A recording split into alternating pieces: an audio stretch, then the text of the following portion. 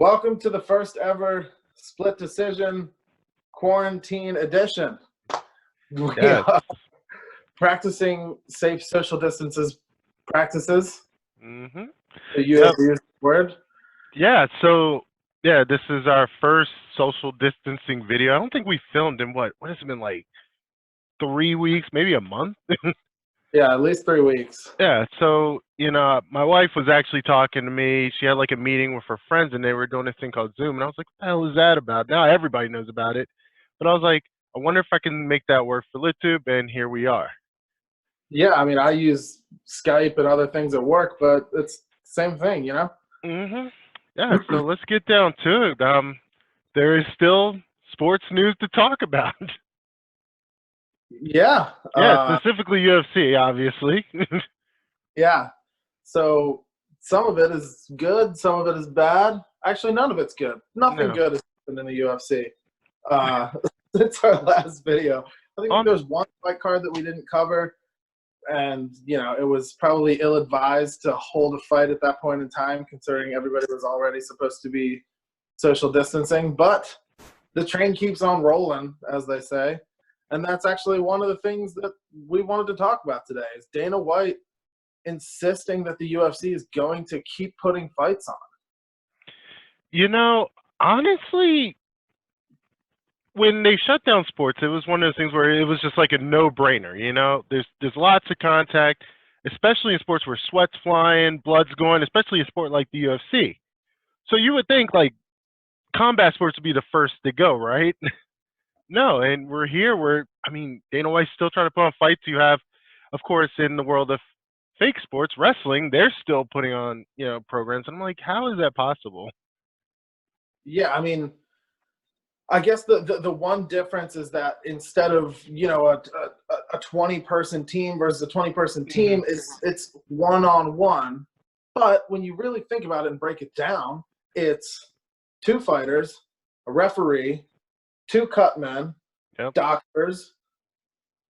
Each fighter gets 4 cornermen. So take out everything else. The 2 fighters and their 4 cornermen each hit the 10-person limit. Yeah. Then you add in the referee, the doctors, the camera crews, the commentating crews, the cut men, the various other people that have to be there, and it just is inadvisable, And Dana White's going online and talking about how all the people that don't want them to put on fights, he said something along the lines of like the biggest pansies in the world are the only media that cover the best, like the most brutal sport in the world. That is not the way to maintain a relationship with the members of the media in your field, No, not at all. I get from the point of view of like wanting to make money. Nobody wanted to shut down. Nobody wanted this. It's not like, we came around asking for this. So, putting on these fights or wanting to is almost irresponsible. It's completely irresponsible. Yeah, I agree. I think it's incredibly irresponsible. It's not only that, but whereas something like the NFL or MLB or whatever, it's people who live in the United States for the entirety of the season. With the UFC, you have people, they're fighters who are flying from Russia, from China, from Brazil, from everywhere in the world. They have to fly into America to get there. So they're on public transit and airplanes with a closed loop of circulating air with other people who might be sick. They might be bringing it over from wherever they're coming from. We might be taking it other places from wherever, from the United States. The United States has more cases than any place else in the world. So if anything, foreign countries should be telling the UFC, you cannot have fights here, right? But, it just seems so irresponsible. It seems the priorities are in the wrong place. And it's not surprising. They're owned by WME, which is a talent agency owned by Ari Emanuel. And if you've ever seen Entourage, the character Ari is based on this guy, Ari Emanuel. He's a big-time talent agent or whatever. And they recently paid $4 billion for the UFC. So they're not going to stop that money-making machine if they don't have to. Yeah, of course. And I think the biggest hurdle they're running into right now is finding places to put on fights. Most places are telling him no. Apparently, Dana White has a couple different venues in mind for UFC 249, but we'll see if that even happens. I mean, the main fight's already off. Khabib Nurmagomedov flew back to Russia, and it's basically stuck there. Yeah. So I mean, what's the point? There's no point. And I mean, who knows what it's going to be like by that time? I mean, already just in Maryland, we already have the state, on total lockdown where we're at a stay-at-home, or except for essential employees. Other states are going to follow that, so eventually there's going to be nowhere to go. Yeah, eventually they will have no option. And they were doing it at the UFC Apex Training Center, but Nevada put put a stop to that. They said they're not allowed to do that anymore. So they already can't do it in their home state. I don't know where they're going to do it. Yeah, I don't know where venue. Venues are not essential services. They're not going to stay open. I'd be surprised if some of those arenas aren't eventually going to end up being used as temporary medical facilities anyway. So, who knows? Yeah, who knows? I mean, at least from what we're hearing, and just trying to stop this crisis, like I said, at the end of the day, I think the only opinion I have is just irresponsibility, and that goes to our next our next topic, Jon Jones being arrested again for another DWI. Like, come on, man. Dude, Jon Jones just cannot. He can't. Jon Jones goes Jon Jones. You know what I mean? Is that right? It's like we say all the time. The only person that can beat Jon Jones is Jon Jones, and this dude just cannot not make those mistakes. Yeah. I mean, this is his third or fourth arrest since he's been in the UFC. It's his second DWI. But so the story goes, right, that two police officers are on patrol. They hear a gunshot. So they go to investigate looking for the source of the gunshot. They see Jon Jones' SUV on the side of the road, parked and running next to some homeless people. Shady. Yeah. So they pull him over, see what's going on, right? His excuse is he got stir crazy at 1 a.m. after drinking for the night. And since he was stir crazy, he decided to go for a drive. Wow. Good move. And then he comes out and he's like, I was just out there talking to some of the homeless people. I was treating them like a person, and nobody else does that. I was trying to be a good person, just enjoy my freedom a little bit and all this stuff.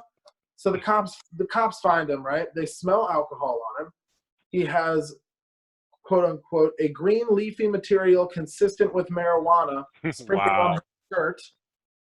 He has no proof of insurance for his vehicle in the car. And he has a gun under his seat with a spent cartridge as well. Wow. He's claiming he didn't do the gunshot, but, a gun and a spent cartridge, they just heard a gunshot. Yeah, I mean, talk about being in the wrong place at the wrong time, and yeah, it's you. Come on. It's just so ridiculous. I don't know what's going to happen. I don't know if he'll get prosecuted anytime soon. I think a lot of in the state of Maryland, for example, they're not prosecuting for drug offenses and prostitution offenses and traffic and parking and all this stuff to save the resources for more important things at this time. But so who knows what will happen to Jon Jones? But I mean, the real question is, what do you do with the guy? Yeah. You can't just have your biggest, one of the biggest names in the company and one of the most dominant champions just constantly going out and making all these mistakes. What kind of example does that set for the rest of the roster? Yeah, I mean, it's not a good look, especially to younger fighters up and coming. I mean, you're out here virtually acting like a kid. You should be a leader, and it's just embarrassing. Yeah, you're supposed to be. You're a very highly visible public figure. You should at least acknowledge the fact that whether you want to readily accept that title and that responsibility or not, you are a role model for people. Exactly. Whether we're actively seeking to be that or not, with how much you have put yourself in the public spotlight and how much you've achieved, you are that thing. You're a role model. You're a public figure that people are going to look up to and use as an example, especially with how insanely good he is at his sport. You know, he is the best fighter of all time, and he's just doing all this messed up stuff. It's dumb, you know. And not to say that I really judge anybody for making mistakes. I've got my past, you know. I don't have a clean public record, but you know, it's you think you learn your lesson and move on, you know. Yeah. He does not seem to do that. The dude's 30-something years old and he's still out here driving around. He got bored and was just like, I'm gonna go drunk drive. That's like the most 21-year-old thing ever. What are you doing? It's like some come on. weird. It's some sort of weird Arrested Development. It's almost like as soon as he got to that pro level and got famous, he just stopped like progressing in maturity or some weird shit. I don't know how to explain it, but to me, it's just it's absurd. There's not much of an excuse for it at this point. Yeah. And I don't know what to do with him. You know, I don't know that the UFC will suspend him or anything. I mean, he's one of the only big money makers they have at this point. Yeah. I think it really depends on what happens to him legally. I mean, I know in Maryland, if you get two DWIs, you're going to have some problems, possibly even some jail time. So who knows what happens there, right? Yeah. Yeah, we'll see what happens with that. But, I mean, how you been holding up, man? I got to ask. Like, how you been holding up? There hasn't been a lot of fights. How you doing? I'm fine. They've been releasing a lot of content on YouTube. Yeah. The other day, I watched this really great segment called Where Are They Now? And it follows kind of big-name fighters from back in the day. And I watched this Where Are They Now about this guy, Tim Sylvia, who a lot of people know as a former UFC heavyweight champion. Big name in the kind of earlier days when the UFC was just getting big in the public spotlight. Yeah. He's the guy who Randy Couture beat for the title and all sorts of stuff. And it was fascinating. You know, I'd never seen it before. And dude's just out there, has a hunting TV show and runs a roofing company, just living life and having a kid and stuff. It's great to see. But they also put out they're putting out like a fight a day, basically. Like they go like this day in history. You know. Oh, wow, really? So today they put out one that I'm real pumped to watch because I love Kenny Florian from the Anakin Florian podcast from his days in the UFC. He's like on the top of my list of guys who are like the best fighters of all time to never win a title. Yeah. You know?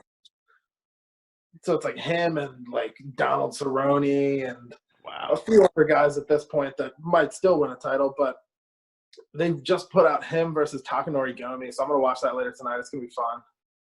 All right. Yeah. I mean, that is one thing I have appreciated. Like a lot of the, you know, sports agencies and, you know, stations that cover them, like ESPN, Fox Sports 1 and all that, they've been giving us a lot of content with like a lot of historical. I've watched so many like old football games, and like I said, you just said that there's so much content out there. So, I mean, it does make it easier, but it'll be really nice when sports are back, especially so we get some fights to talk about soon, hopefully.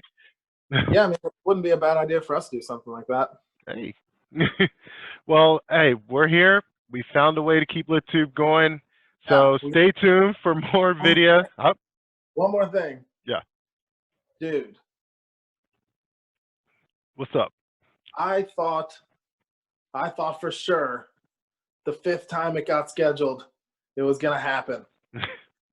This goddamn coronavirus took away the fight that I'm most excited about. Oh, God. And like the entire fight world is flipping out because this fight's not going to happen. Khabib Nurmagomedov versus Tony Ferguson. Oh, man. The 5th time it's been scheduled. Maybe it's just not meant to be. It's been injuries. It's been missed weights. It's been all sorts of nonsense. And then this goddamn COVID-19 coronavirus just ruined like the most important fight in lightweight history. The only fight that anybody, like, not that it's the only fight that anybody really cares about, but it is like the fight of fights. Yeah. Yeah. It's the one division where there is a true, clear-cut #1 contender without question. Guy who has been demolishing people. He's on like the longest win streak in the division. He's demolished people who were champions in his weight class, champions in other weight classes, and like it's just the 5 times this fight has been canceled. 5 times. Like, oh, what do we got to do to make this fight happen? I think we need to lock them. We need to like just put them on an island and just have like quarantine them off. Their training camp at either end of it, and then just make them meet in the middle at the end of 4 weeks. You know what? Let's do it. We should make that happen. Dana White wants to make fights happen so much. Let's do it. Just put them in a basketball court with some GoPros, for Christ's sake. I just want to see you guys fight. It's driving me crazy. I cannot believe it got canceled for a 5th time. Yeah. And that's the card that Dana White's like, this is going to happen. And then Khabib, you know, hightailed it back to Russia. Just completely pieced out. I mean, I don't blame him. You know, if he thinks he's going to get quarantined and stuck someplace for a while, he wants to be at home near his family. But of course. Again. Oh, man. I mean, here's to it hopefully happening maybe later on this year, possibly. Who knows? Yeah, hopefully. I mean, I hope the UFC just postpones all their events instead of trying to throw together some haphazard crap with people who live in states that aren't locked down yet, you know? It's exactly. like, what are you're going to put together a card with the 50 fighters that live in Vegas and then everybody else is just out of the question? I mean, that just pause it. Yeah, just like I mean, be an example and just stay home. Yeah. That's simple. Everybody else is, man. Well, we're still here, and as for Pat and myself, thank you for tuning in. We will have more content coming in the next couple of weeks. So, yeah stay tuned. Take care. All right. Cut. Oh, shit.